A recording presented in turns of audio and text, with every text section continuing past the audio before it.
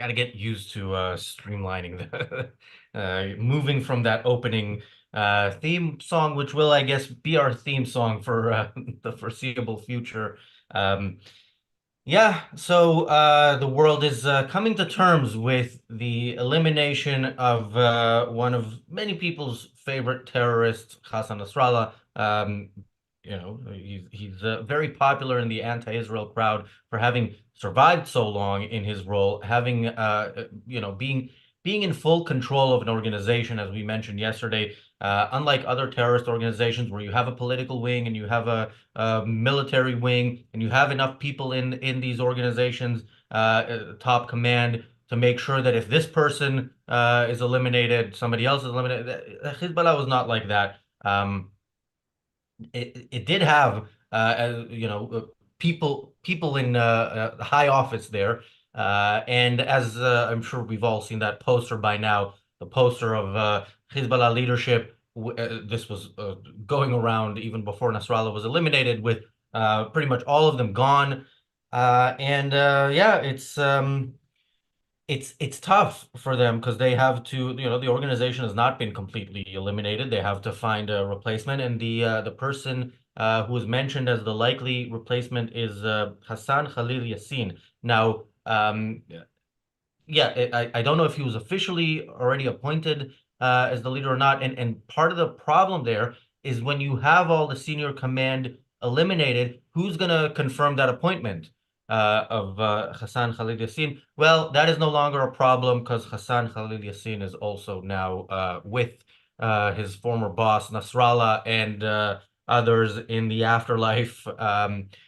Yeah, Israel is continuing its operations in Lebanon. The world is continuing to express some anger, but they're a little bit quieter, which is we're going to talk about why that is as well. By the way, after this show, we're going to talk in the reality show extra about Israel's strike in Yemen. That is going to be open to everybody. That's usually a members only show. Today, it's going to be a show that anybody can watch. And yeah, I know Netanyahu is a regular viewer of this channel, and he was thinking of what to give you for your birthday, James. And I think this is a pretty good gift. So welcome to the Daily Objective. Happy birthday, James. Thank Your you. thoughts on recent developments, on some of the international reaction, and we're going to go through a little bit of what that specifically First, looks I, like. I want to thank you. I can imagine no better birthday present than destroying the leadership of the most evil terrorist organization on earth.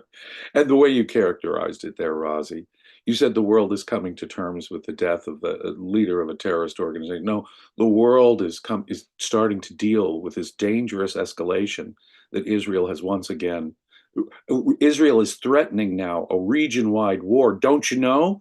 Because they've taken out the leader of the most evil terrorist organization in the world. This is dangerous escalation. And this man was a beloved leader of his people, don't you know? He was a cult leader precisely because he appealed to, the Shiite are oppressed people within the Muslim world. And here he was, the surviving leader, beloved by his people. And here's Israel dangerously escalating and risking a regional all out war.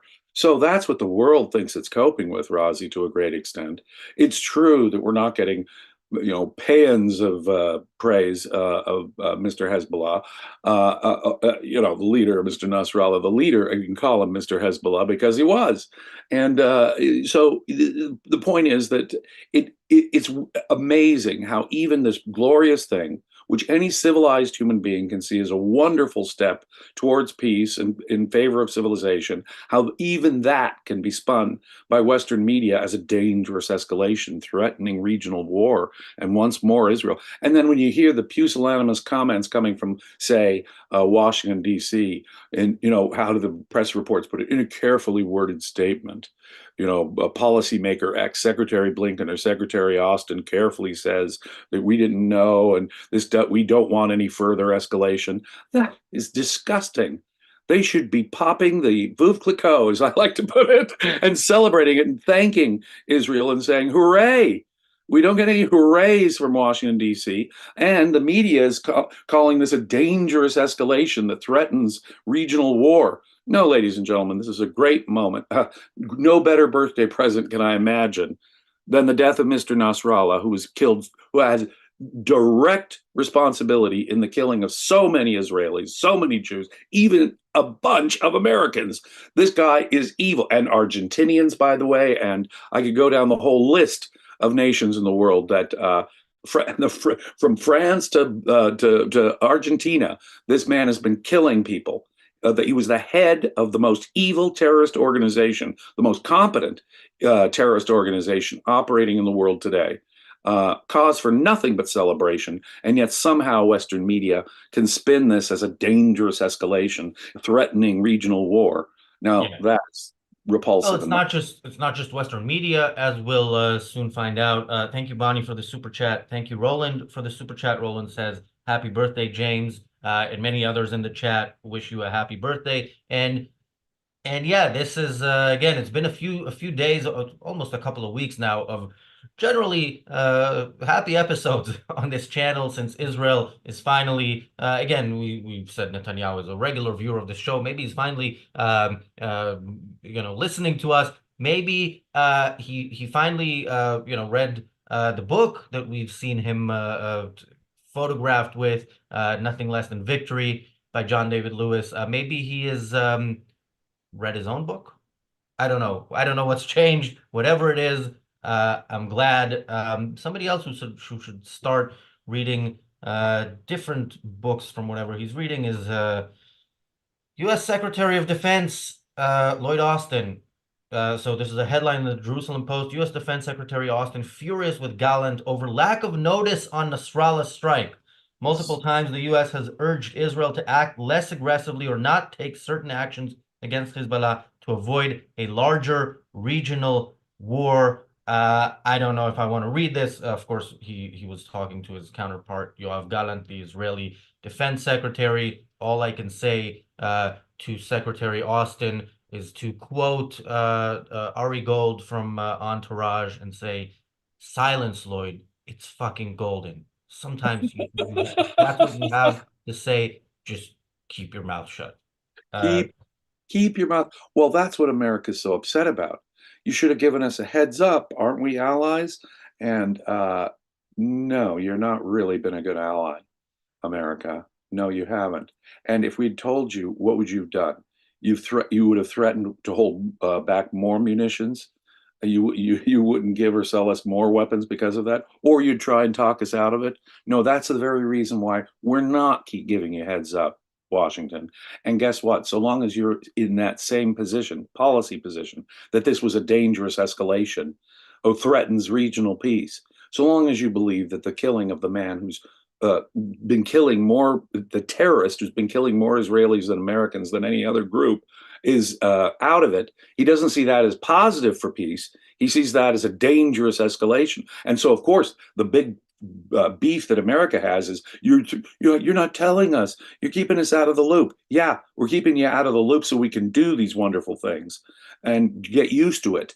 Washington, if you continue to ignore our right to self-defense, we're not going to go along with everything you say, and we're not always going to give you a heads up. Not if you're going to try and talk us out of doing it.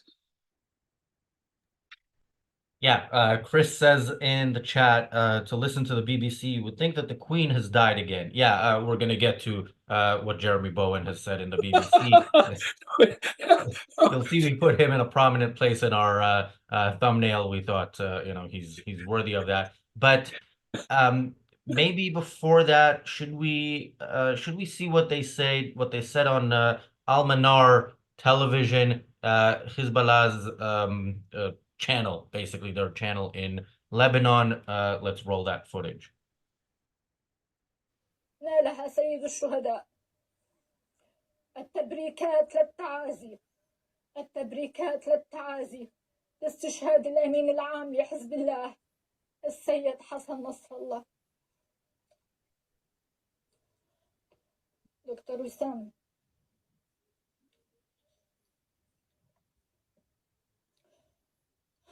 عمل كل حياته لأجل القضية ونال الشهادة لأجل القضية في عليين All right.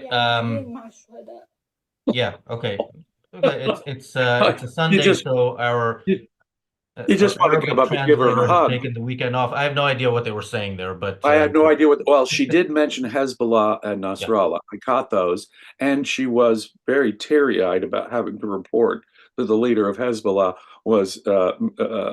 Nasrallah was killed, and tears were coming down her face. You just want to come up and give her a hug, don't you? No, no, you don't, lady. If you can summon tears for the leader of the worst terrorist organization in the world, there is something wrong with what's going on in there. We cover, one of the perks if you're a subscriber to Ayn Rand Center UK, you can take. We're covering Leonard Peikoff's Introduction to Logic course, and we were covering just this morning informal fallacies. And one of the classic informal fallacies is appeal to pity.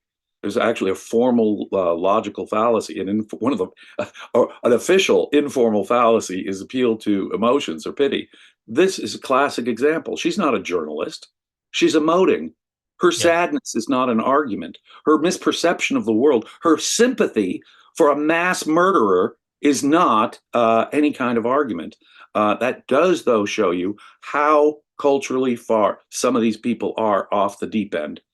And this lady, just from her emotional reaction to this glorious news that I'm popping champagne bottles over, she's crying over.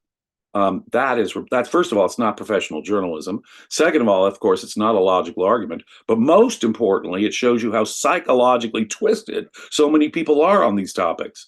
Yeah, and again, it's not professional journalism. This is Hezbollah's television channel, so it's not. I don't know if it's if they would pretend to be professional journalism. I mean, some channels they're not Hezbollah's official channel seem like they are, but that what actually is. And Amir in the chat says, "I speak Arabic. Happy to translate for you." And then he says, "She reported that Nasrallah was martyred. Isn't that a good thing? Like, why are you crying?" Martyr, Yeah. martyr, exactly. Shouldn't we be celebrating his transition to the next to paradise, where he's going to meet all those virgins? I mean, this is the goal of religion, to die.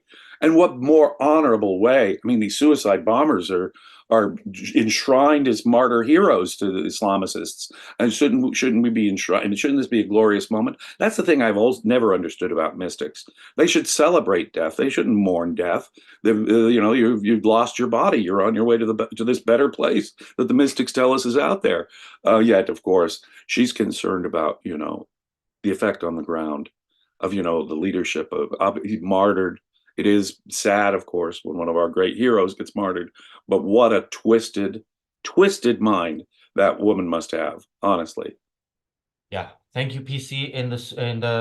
For the super chat, PC says Al Jazeera is in deep mourning. Good, as the thumbnail shows, the tears of unfathomable sadness. We'll take it from any of Hezbollah supporters, and any of the people who pretend to be, on the side of peace and wanting this all resolved. Like, for example, yeah, it's not just Muslim religious leaders. The Pope, yeah. How can you even live life without knowing what the Pope has to say? The Pope appeals. This is a headline from Vatican News. Yeah, we read whatever whatever we can find here. Pope appeals for immediate ceasefire in Lebanon, Gaza, Palestine, Israel. Interesting that he left Israel. Israel is last there in that headline. I don't know how he put it. I'm not going to read the whole article. It's not interesting. Who cares what the Pope has Well, to say? just from his own Christian interests, think about it. The Christian population of Lebanon has been oppressed by the fact that Hezbollah has been in effect running and helping to run the government of Lebanon. Does he have no sympathy for the fact that violent Muslims are oppressing Christians in Lebanon as a leader of Christianity? No, he doesn't connect the dots there at all. I mean, it's insane. You'd think that a Christian leader would say, "Hey, this is the opportunity for Christians in Lebanon to free themselves of the oppression." No, no, no, no, no. This is not the Pope's main concern. The Pope's main concern is that violence and war is breaking out at all. In this sense, he is just like these other mystics, right? He is, I mean, he would embrace Christian martyrdom. And the fact that his church within my lifetime, only within my lifetime, has officially forgiven the Jews for killing Jesus makes me suspect of his whole position on Israel anyway. You know, when it comes to Israel and Judaism, the Catholic Church should just keep its goddamn mouth shut. Yeah, They have maybe killed, they have killed, burned, and tortured enough Jewish people for over the last millennia that I would think that the Pope himself would have the decency to shut up when it comes to Israel. Your institution has been officially anti-Semitic, and I mean grotesquely officially anti-Semitic until my lifetime as a matter of policy. So I don't want to hear it from the Pope when it comes to Israel. His institution has been Jew-hating for centuries. Yeah, and it could be that they forgave the Jews for killing Jesus, like the U.S. Says that Israel has the right to defend itself. Sometimes Yes, statements I can be mean, made just and serious about it. Yes. not really meant. By the way, this Yeah. article did continue. Pope Francis expresses great concern for for quote the escalation and intensification of the conflict in the Middle East and appeals for an immediate ceasefire. Let's just translate that from Pope speak to English. Escalation and intensification is we didn't put out such a call for the past year because Hezbollah has been firing at Israel, and Israel removed its citizens from the area where Hezbollah was firing from. Now Israel is defending itself, and that is escalation and intensification, which it is, by the way. It's just not a bad thing. And now we want a ceasefire because now the people who are killing Jews are somewhat uncomfortable. Some other Oh, people who are uncomfortable are European mhm. ministers. This is a headline from The Guardian. European ministers call for immediate ceasefire in Lebanon. France says Israel must stop strikes as government voice alarm over escalation and killing of Nasrallah. I mean, what more can you say? You know, they have been getting away with this women and children stuff when they talk about Gaza, with the famine stuff when they talk about Gaza, all of which has been disproved, all of which we've shown on this channel. We've done shows, you know, not headlines, not press releases, not a statement from a PR person or the spokesperson for a government office that's 2 paragraphs long and says basically nothing. We have done shows and other people have done more than we've done in terms of researching this stuff. Of course, the claim that there's famine in Gaza is imminent is a regular claim that has been made by UN bodies that need for there to be famine in Gaza in order to justify their funding. For decades, every now and then they make such a claim. So yeah, European ministers, Has the your Palestinian names might not be Lloyd, but in your case, Thailand's. But as the Palestinian population keeps expanding and growing exponentially, you know there's got to be a famine going on there. That's why the population keeps growing year after year, because the Israelis have been starving them for decades, don't you know? That's how come their population has increased so rapidly. No, no, no, no. But if you expect that kind of turn the other cheek altruism from the Pope, it's that when you hear it from Macron, when you hear it from US policymakers who apparently are working behind the scenes with Macron to engineer this ceasefire over Lebanon, I'm repulsed at my government when I hear reports that officials in the Biden Harris administration are working closely with France. Now, here we are, 2 secular republics, allegedly, France and America, and we're not the Pope, you know, but we're working hard because we've adopted, you see, this turn the other cheek mentality. So it doesn't matter how many, over 8,000 missiles have been launched into Israel by Hezbollah, or that a dozen Druze kids are killed in northern Israel, much less the decades of violence that Hezbollah has done. No, no, no, no. We have to turn the other cheek when Hezbollah slaps us. No matter how many Americans, Israelis, or Druze children get killed, Israel must turn the other cheek when it comes to the worst terrorist organization in the world. God, it's one thing to hear it from an explicit advocate of monstrous Christian turn the other cheek altruism, but to hear it from French and American policymakers is utterly repulsive. But it's the same philosophy, folks. Thank you, Bulmoose, for the super chat. Bulmoose says the Israeli Air Force can provide one-way tickets to Allah and the 72 virgins. Yes, and they have been doing so in Lebanon, in Yemen, and there are a few other places which hopefully they'll get to soon. Thank you, PC, for the super chat. PC says Ireland must be upset too. LOL. Yeah, I'm sure the Irish are not happy with this. I think there was a planned protest or vigil or something uh, in the last few either yesterday or the previous Saturday for Hezbollah. Like they don't pretend. They're not, we're protesting. This is for women and children. They say in Ireland, very straightforward, we are for whoever is killing Jews. And yeah, so some of the people killing Jews are struggling nowadays, and the sympathies of the Irish government, certainly, and many of the Irish people, is Trust me, also I'm with not them. being racist here. I am partly Irish descent. I'm an American mutt, as you know, but I'm partially of Irish descent. But you know something, my Irish friends, when you all were at best neutral when it came to Hitler and at worst cooperating with the Third Reich, my Irish friends, you guys need to think about anti-Semitism in your culture real, real hard. You've been on the wrong side of the Jewish question for quite some time now. Yeah, and it's definitely not racism, because if this was genetically they were genetically predisposed, we couldn't condemn them. This Or is how they were born. No, it's all on you. If you are on the side of Hezbollah, it's your fault, and we will absolutely condemn you. There's I don't know if I want to get into this. I actually want to go back to the Guardian article, but a headline in Sky News, the Sky News website. Beirut, like a horror movie. Families return from Lebanon after fleeing Israeli bombings. Walid Asaf, who landed at Heathrow after taking the only commercial flight today from Beirut to London, told Sky News Israel, quote, are bombing outside the airport.